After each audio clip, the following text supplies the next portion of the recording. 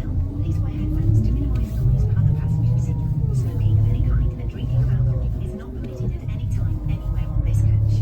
In the event of an emergency, safety information is displayed within this vehicle for your information. First aid kits. Hi there.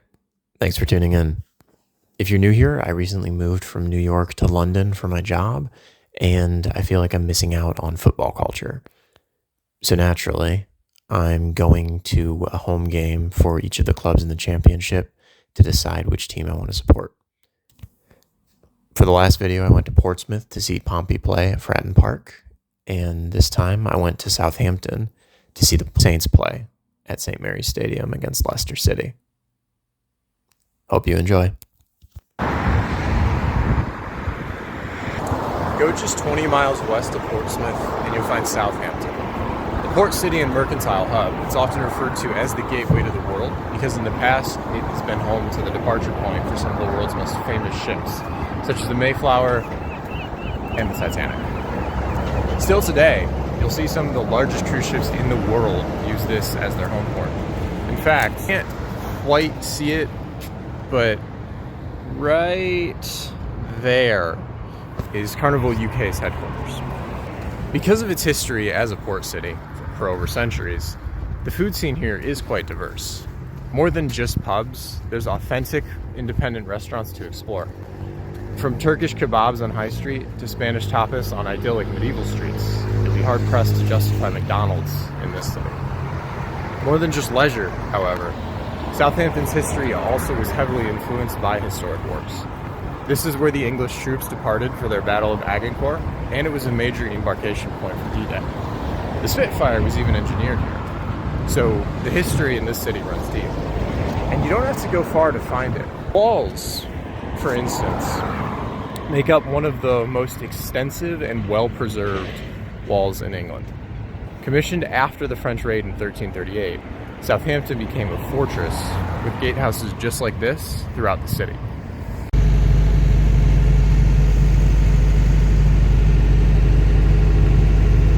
Bargate, for instance, which is this one that we're seeing here, used to be the entrance to Southampton. Kind of funny, there's a bit of a makeshift amusement park going on right now.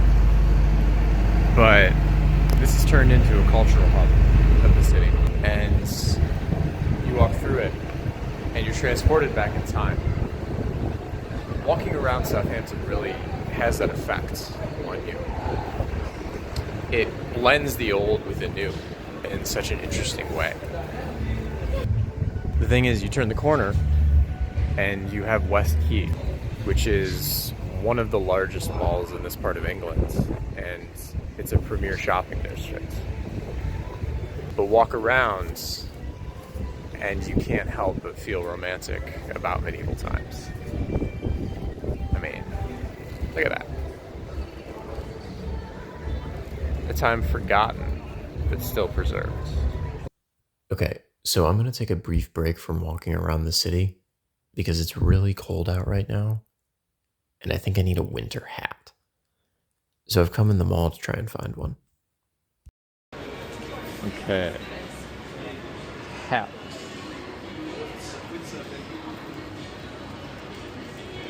Flannels, maybe?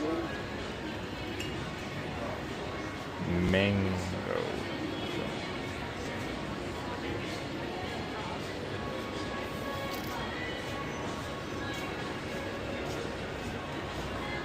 Let's try mango.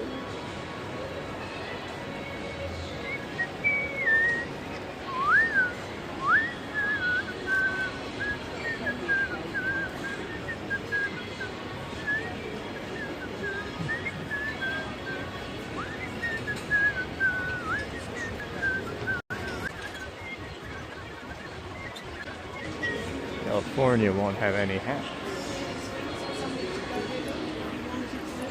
What about Fat Face? This might have a hat.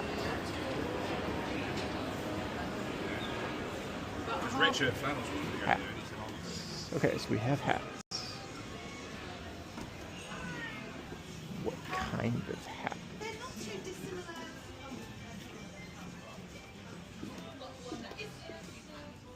Aww.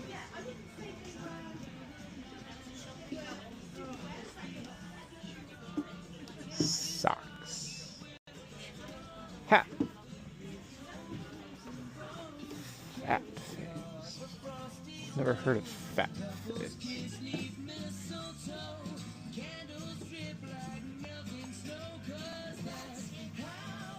It doesn't feel very warm. Gloves. Okay. Warm hats. None of these seem like they would be very warm. Scarf. British designed. It's thin though. Oh, whoopsie. Need a warm hat.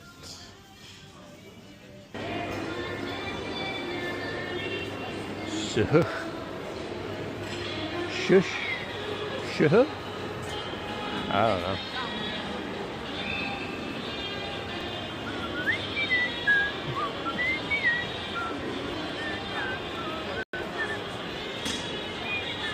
That's jeans. Eclectic music choice. You got Katy Perry, and you just got Christmas. Okay, where was Mango? Okay. I don't think they're gonna have any hats. So.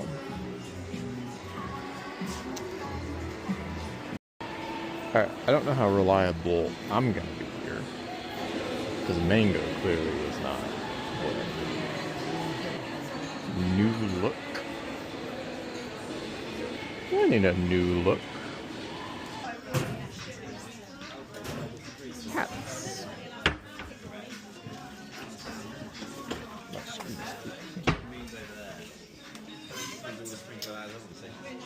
Okay.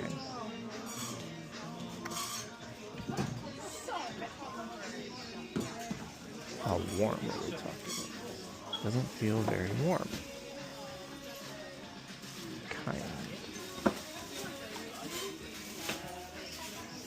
Euro. That's interesting. Flannel. If there would be anywhere that would have a warm hat, it would be called flannels.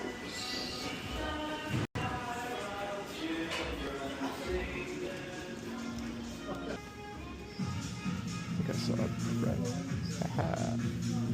One says, "Ooh, that is an expensive hat."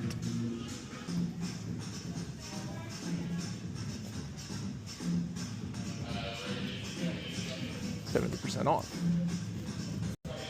Okay. See,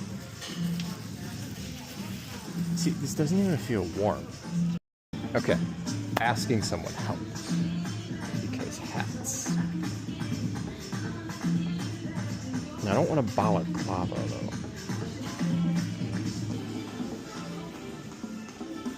Hats. Okay. We have the full array of hats. Now how expensive are these hats gonna be? Okay, for North Face.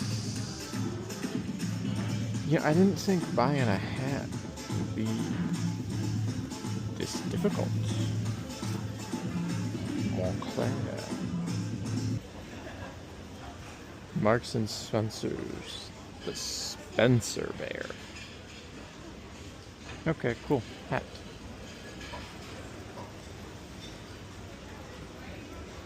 Very Christmassy. But I need a hat.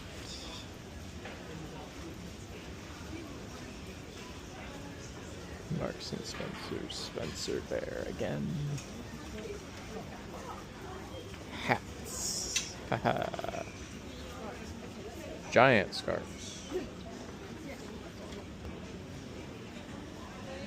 Okay. So we don't want medium warmth. We want warm hats. over here? Maximum warmth. Okay. Maximum warmth is good. It's very insulated.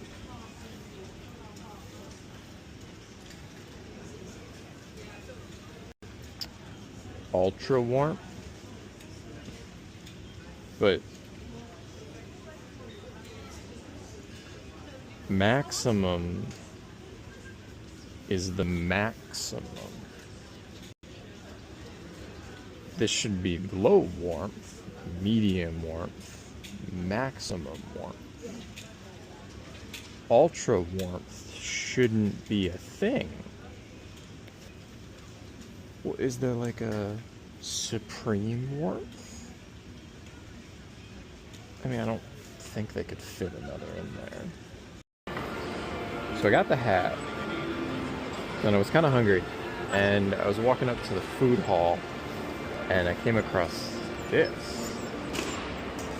I've never actually had sushi at this kind of place before, so kind of curious. Also,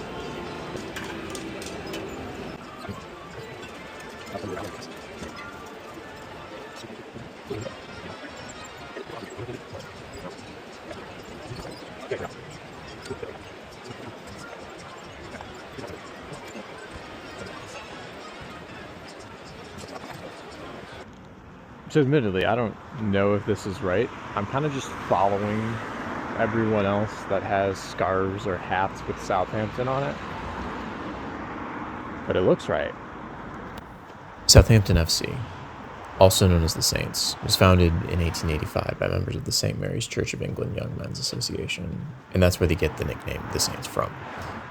This also helped them foster a grassroots identity that's still present today. Their original ground was literally built on a field donated by a local benefactor. This field, known as the Dell, was famously cramped and atmospheric, with fans right on top of players on the pitch. In 2001, however, the stadium was abandoned and the club moved to the much larger St. Mary's Stadium, where they still play today. St. Mary's Stadium. And a quarter pounder with cheese. Quite different from Portsmouth. Southampton's past is also made up of giant killing matches and a resilient team environment. Their most famous match is probably the 1976 FA Cup upset. At the time, they were a second division team, which is the equivalent of the championship today, and they were massive underdogs facing the overwhelmingly favorite Man United. In the end, after a hard-fought match, they were victorious 1-0. This match showed the city that it could defy the odds. And even today, fans still carry that message when they're shouting at the top of their lungs, "Southampton till I die."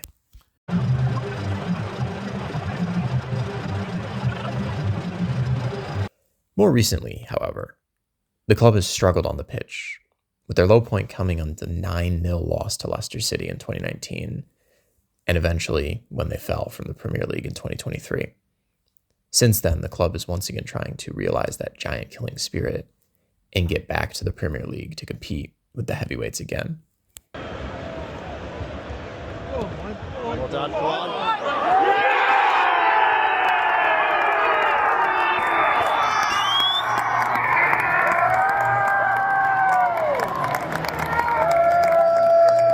When I was planning this match, I didn't know that I was going to be watching Leicester City, but it's kind of funny how things work out.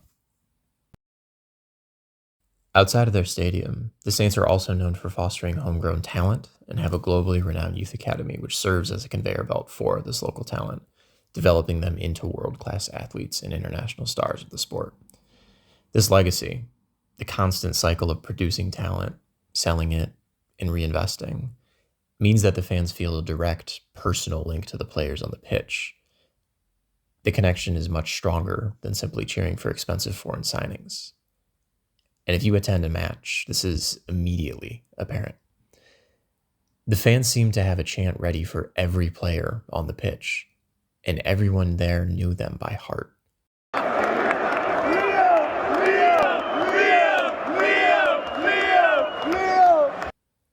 More than just that, though, the academy fuels their future.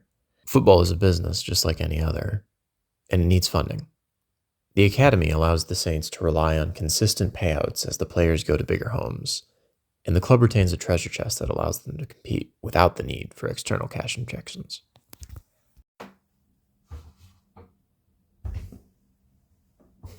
Okay, now I'm just being cheeky. But match 2, what did I think? Well, starting off with Southampton, it kind of just felt like something was missing. Yeah, it's got all of the makings of a great city.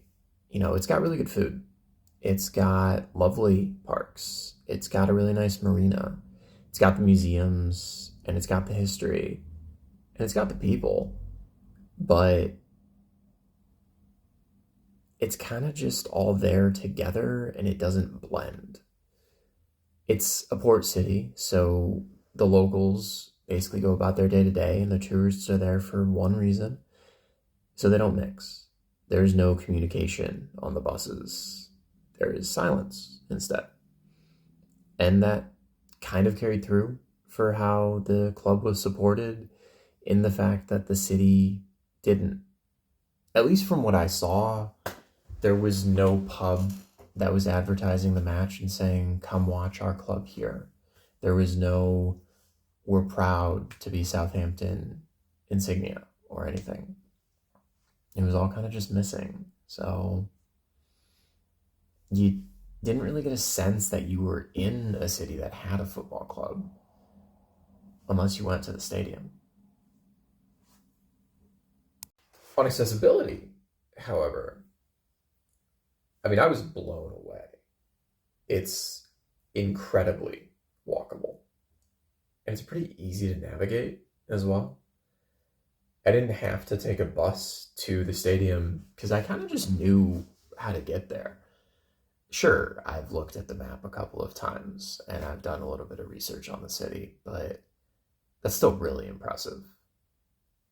You don't have to take a bus if you have the time. You can just walk around. And as a city, I love that. It was also really interesting where it was positioned. It was very, very close to the city center, so it was really easy to get to. And then the city itself, pretty simple to get to as well. Coming from Portsmouth, it was a simple bus ride. Going back to London, it was really easy too. Just a quick train ride and you're back. Now to the match day experience, again, something was kind of just missing. The first thing that I noticed when I got in there was the stadium size. It's massive, and it's very well done. It's very professional. The pitch is large, but the fans filled it, except for the away fans, which you can see in the video. But the energy was missing. There was nothing there. It was loud and the fans were supporting, but it was not electric. And I don't know exactly why that was, but I think it's telling. Their team did really well. They won 3-0. But I don't know.